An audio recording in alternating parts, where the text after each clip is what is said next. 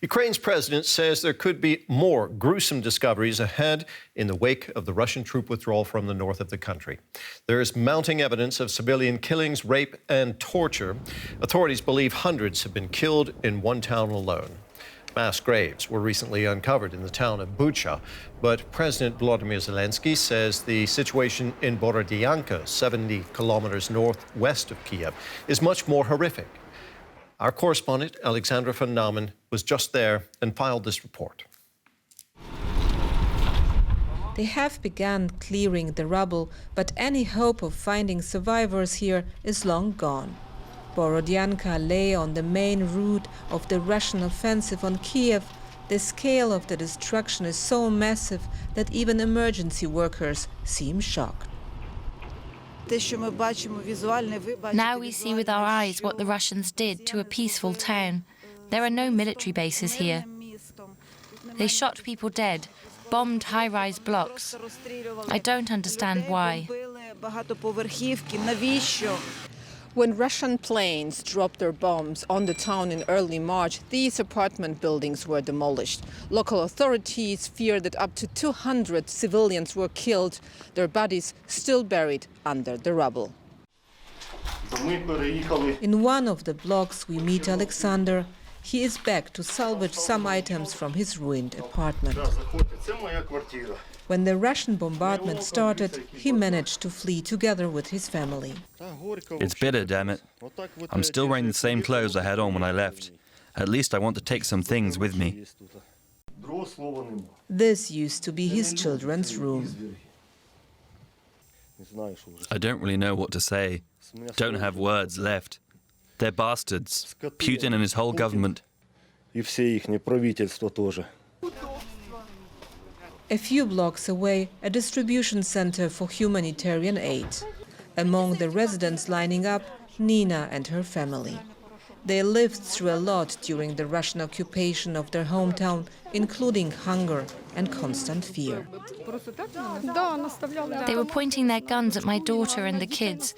I went down on my knees and screamed, begging them not to rape my daughter. You know what can happen. Many here told us similar stories.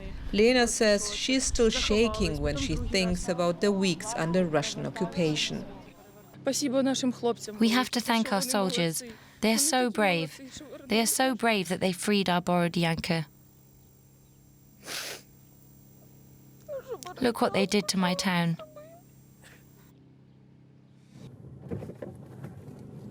Borodyanka was once beautiful and green, residents told us. Now it lies in ruins. The town is free, but it has paid a high price for its freedom. DW correspondent Nick Connolly is in Kyiv and joins us now. Nick, the Ukrainian President Volodymyr Zelenskyy said that the horrors inflicted on that town, Borodyanka, were even worse than what we saw in Bucha. Tell us more about what's been found there. Well, I think most people here in Ukraine can't basically take their eyes off those images of those destroyed tower blocks in Borodyanka. Everyone's here basically guessing how many people are still trapped under those ruins, how many people managed to get out before those bombings, those shellings happened. I think the real difficulty now is trying to work out the numbers, trying to get some kind of handle on the scale of this. For now, as you saw in that report, it's all pretty chaotic. There are locals turning up, trying to salvage what's left of their property.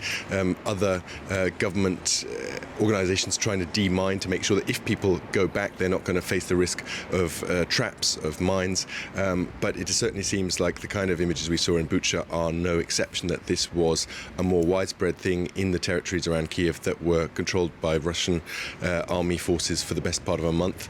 And we're getting some very, very, very distressing reports, not only of that shelling, basically indiscriminate shelling of residential areas, bombing of the kind we've seen in Mariupol, but also of arbitrary killings on the streets of the kind we saw in Bucha, but also of sexual violence. And the war is continuing, of course, in other parts of the country. Where is the fighting concentrated now, Nick? So right now it seems like Mariupol is still the #1 target because after all, Mariupol on the Sea of Azov is basically the only thing between Russia and its self-proclaimed republics in Luhansk and Donetsk and Crimea, annexed Crimea. So that's the only basically thing in the way of Russia basically having an easier time of controlling that southeast of Ukraine. So there's a lot of fighting going on there. Some Ukrainian forces still there now, more than a month after that siege began. And then further to the north, near a city called Izium, which is basically southeast of Kharkiv, Ukraine's second city.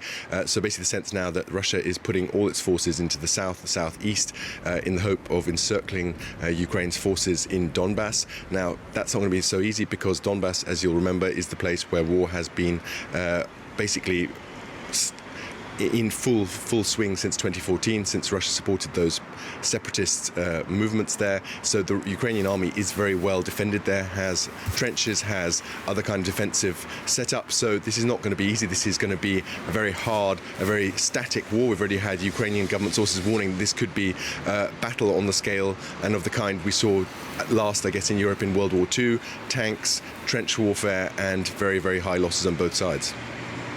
Nick, the EU Commission President and the bloc's top diplomat are planning to meet with Ukraine's president in Kyiv today. What can we expect there? Well, obviously, for the Ukrainian side, this is about the optics. This is about Europe showing that it cares about Ukraine, that Europe also believes in Ukraine's ability to stand up for itself and to not basically fall apart under this Russian pressure. I think generally it's all about the weapons right now. It's all about the money. Yes, by the standards of the EU and individual European countries, they are doing a lot more than they have done in previous years. But compared to the billions and billions and billions of euros that are being transferred to Russia every day for energy, these sums are all pretty small, and the Ukraine is going to put more pressure on their guests, show them more of what's happening here in a hope of seeing a significant increase to that support, and fast, because the big thing you hear here time and time again from Ukrainian government officials, you might, make some plans to help us, but given how bureaucratic, how slow you are, that could reach us too late. So, whatever you were planning, do it earlier, do it now, because we need that help today and not tomorrow. Nick, thank you so much. Our correspondent Nick Connolly there in Kyiv. Well, as we heard, EU Commission President Ursula von der Leyen is to meet President Zelenskyy in Kyiv in a show of solidarity from the bloc. The bloc's top diplomat, Josep Borrell, will also attend the meeting.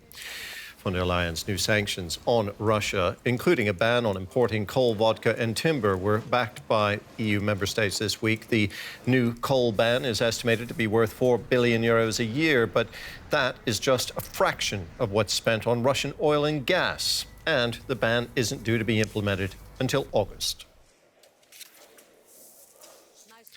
Our Brussels correspondent Christine Mundois is covering this story. Christine, EU Commission President von der Leyen and Foreign Policy Chief Josep Borrell are on their way to meet President Zelenskyy in Kyiv. Tell us about the significance of this trip. Terry, it's a gesture of solidarity. It is the repeated affirmation to the Ukrainians that the European Union stands with Ukraine, that it will do whatever it can to support Ukraine in defending itself against Russia. But we've got to be honest about the fact that she's not necessarily going with everything that is needed in Ukraine. For example, the Ukrainians would like more support in terms of weaponry to fight Russia. We know, for example, that President Volodymyr Zelenskyy would like to see the European take a stronger stance against Moscow. Yes, she will be able to say that there are now increased sanctions on Moscow. She will be able to say we have now targeted Russia's energy sector, something that the European Union has been very slow to do. But she's not. But it is really significant in the sense that it is a gesture of solidarity, and it does follow, for example, the European Parliament President Roberto Metzola's visit last year, as well as the prime ministers of Poland, of Czechoslovakia, as well as Slovenia, also in March. Now, the President Zelenskyy, he would have liked to see tougher sanctions on Russia, including a complete ban on energy imports. How far are EU member states from weaning themselves off Russian oil and gas? It seems that's a little bit far away if you consider the messaging coming through from member states like Germany, like Italy, Slovakia, those who are most dependent on Russian gas, for example. These are really the member states, and Hungary, I can add to that list as well, who have been blocking the European Union from taking such a decision. The Baltic states, for example, have become the first in Europe to ban gas imports from Russia, but it appears economic interests are at play here. And the likes of Germany would also be making the argument that banning Russian gas would hurt their economies more than it would Russia, and that was not the design of any targeted measures against Russia. So it does appear that there is more pressure on the European Union, especially as more images like those coming out of Bucha come onto the scene. We now see that they have now gone for the energy sector. But it appears it will be at least some time before we see a complete ban on Russian gas, for example, which is, of course, the main sticking point here. President Zelenskyy has also called on the EU to grant Ukraine membership in the bloc. How likely is it that that will happen? Well, Terry, being granted accession into the European Union is a process that takes years. And at the beginning of the invasion, in fact, days after Russia invaded Ukraine, Ukraine formally applied for membership of the European Union. And you had countries like Poland pressuring the bloc to fast-track Ukraine's application process, given the developments that had taken place there. There is some indication, as we've been reporting here on DW exclusively this week, that that is going to be happening, that Ukraine's application is being processed as we speak, that the Commission is forming an opinion or writing an opinion on that application that it will then give to EU leaders to consider in June. As a fast track that might be, it would still take years before the process is concluded and before Ukraine is given that membership. But it does appear to be on the agenda and work is underway for the process as we speak, Terry. Christine, thank you very much. Our correspondent Christine Munwa in Brussels. And here's a look at a few other stories related to the war in Ukraine. The United Nations General Assembly is suspending Russia from its Human Rights Council over the war in Ukraine. It's only the second time a member state has been suspended from the council. Moscow has condemned the decision as politically motivated and illegal. A Nobel Prize-winning Russian journalist has been attacked on a train with red paint in an apparent protest over his newspaper's critical coverage of the war. Dmitry Muratov is editor-in-chief of the liberal Novaya Gazeta. Last week, it said it was suspending operations in Russia after receiving official warnings. NATO members have pledged to send more military and humanitarian aid to Ukraine after its foreign minister made an impassioned plea for help ahead of an expected Russian assault in the east. He says Ukraine urgently needs more weapons to fight off any fresh attack. Kremlin spokesperson Dmitry Peskov has acknowledged that Russia has sustained significant losses of troops in Ukraine. In an interview with Sky News, he called it a huge tragedy for Russia. It's a rare admission by Russian officials of military losses, but Peskov said that Russia still hopes to reach its goals in the coming days. Russia's defense ministry reports that between 1,000 and 2,000 Russian soldiers have been killed, but independent estimates put the number closer to 10,000. Well, let's bring in Ruth Dearmond here. She's a senior lecturer for war studies at London's King's College. Thanks for being with us. Ruth, Russia has suffered significant troop losses in Ukraine. It's been forced to withdraw from the north. It's failed to capture major cities. What impact do you think all this is having on Russia's strategy in Ukraine? Well, I think it's had a devastating impact on Russia's strategy. You know, we know that the initial plan was to take the capital Kyiv very quickly, really to take control of the whole country in 2 or 3 days, to remove President Zelenskyy, replace him with a puppet. That didn't happen. There was then a more concerted attempt or a longer attempt to take the key cities. That failed as well. So this is, you know, the next plan. None of it speaks to a well thought out, coherent, workable strategy, I think. It seems Russia is now switching its focus to the south and east, to Donbas region and the coast. Are Russian forces in a better position to make gains there? I mean, on the one hand, you would have to say they are, because that's a more feasible objective than attempting to capture the entire country or even, to take Kyiv, which is a very large city and would require an enormous troop presence to successfully take it and maintain control. And of course, the Russians have had forces in this part of the country for a long time. It's close to Crimea, where they also have a significant presence. But on the other hand, after 6 weeks of failed campaign, failed war, international humiliation, and staggering troop and equipment losses, the capacity to wage war effectively has to have been degraded significantly, not least because morale is going to be very poor as well. Now, Kyiv is getting weapons and intelligence support from abroad, particularly from NATO countries. Do you think that will be enough for Ukraine to defend itself against the Russian onslaught over time? It's very, very hard to say. There are so many variables at play here, but we have seen that the Ukrainian armed forces have done a spectacularly good job of defending themselves with what they have been given so far. So if they say that this equipment and this support will enable them to defend themselves, I think we have to take that pretty seriously. And of course, in contrast to the morale problems that we know Russia is facing, the Russian troops, Ukraine has a very strong will to win, a will to fight. Absolutely. What do you see then as the main factors that will determine how this war plays out? Well, there are lots of factors, I think. Obviously, central to this is the ability of Ukraine to defend itself, which obviously requires significant military assistance in terms of kind of military aid from the West. Morale, clearly the will to win is very, very significant. Local support from the population on the ground is also key.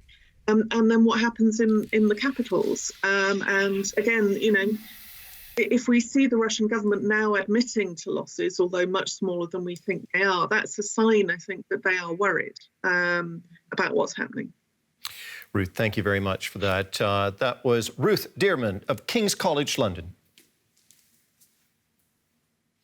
The war in Ukraine and the threat of a larger war in Europe. Those are the biggest concerns among people here in Germany, according to the latest poll by public broadcaster ARD. The survey also found that a large number of Germans think their government should be doing more to help end the conflict. DW's Thomas Sparrow reports. A regular scene nowadays in Berlin, protests against the war in Ukraine. People here in Germany are clearly worried.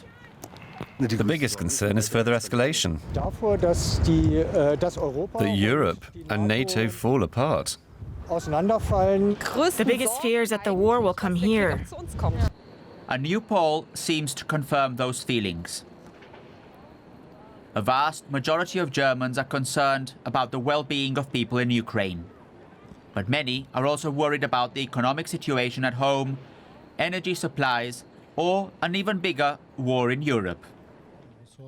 German authorities have been helping Ukraine, for example, by sending weapons.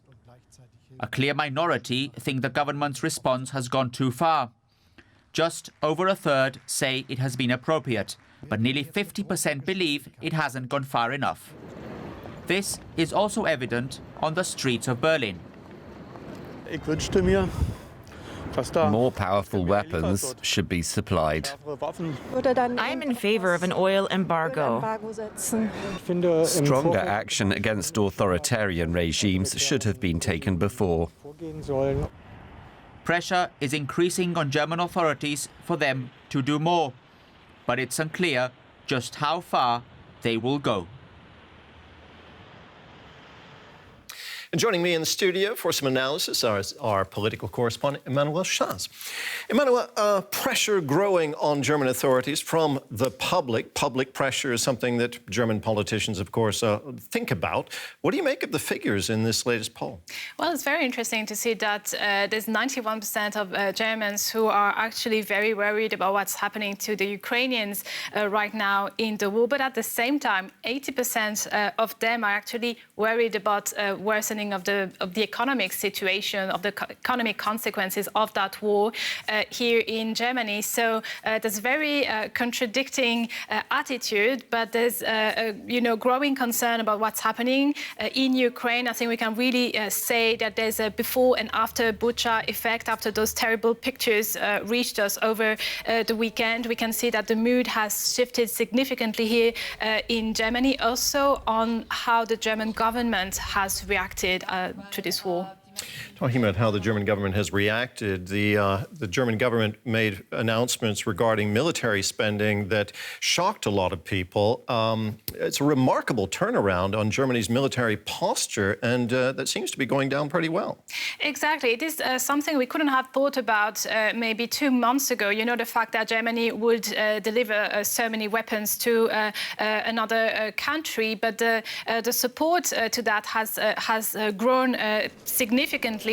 And also what's interesting to see is that Germans, at first supported by a slim majority the attitude of the government, which was a bit, okay, we'll see what comes next. And now we see that this support has sunk by 16%. Only 37% of Germans expressed a favorable opinion of the attitude of the German government in face of this war. Germany's in quite a dilemma here. It's under massive pressure to cut gas imports from Russia because Russia is able to finance its military with that. At the same time, public opinion in Germany, as you mentioned, people are worried about the economic impact of it. Are the German public and the German government on the same page with these issues? Well, not exactly, because in the public you can already feel an increase of prices, when it comes, for example, for petrol, for energy, even for food. So Germans are worried about the impact it has on their daily lives. There is support. There's support for a quicker turn towards renewable energies. But at the same time, there's, I think, a bit of incomprehension towards the fact that Germany simply doesn't accept to have an immediate embargo on Russian energy, as, of course, Ukraine is hoping for. Emma, thank you very much. Our political correspondent, Emma Schaz.